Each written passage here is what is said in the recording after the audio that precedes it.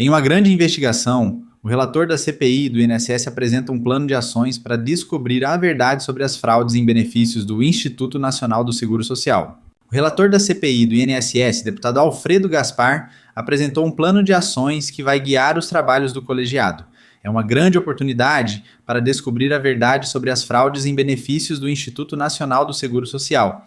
O relator propõe iniciar a CPI com os depoimentos de ex-ministros da Previdência e de ex-presidentes do Instituto Nacional do Seguro Social.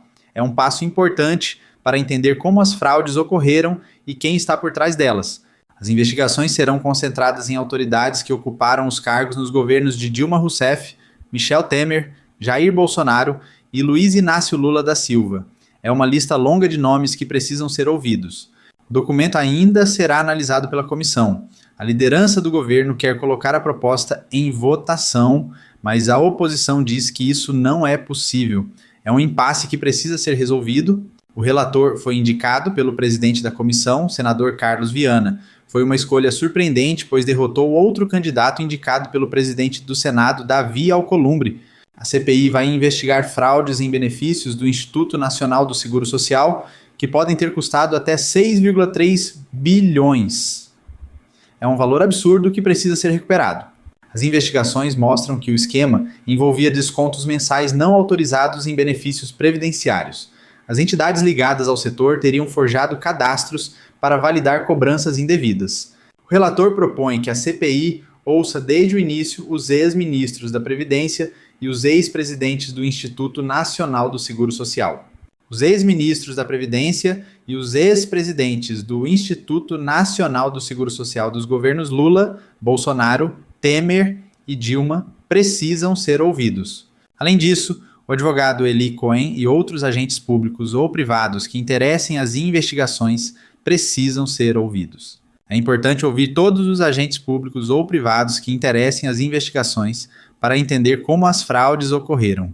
O relator disse que a CPI vai investigar possíveis fraudes ocorridas a partir de 2015. A população exige que a CPI seja conduzida com seriedade e serenidade, sem permitir que as investigações sejam um festival de horrores. A CPI precisa mapear o esquema fraudulento e entender como as fraudes ocorreram. É importante identificar e responsabilizar os envolvidos nas fraudes.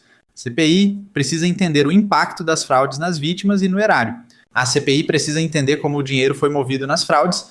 A CPI precisa analisar as falhas institucionais e os mecanismos de controle que permitiram as fraudes. A CPI precisa propor medidas preventivas e de aperfeiçoamento legislativo para evitar que as fraudes ocorram novamente. Em resumo, a CPI do INSS vai investigar fraudes em benefícios do Instituto Nacional do Seguro Social, estimadas em até 6,3 bilhões.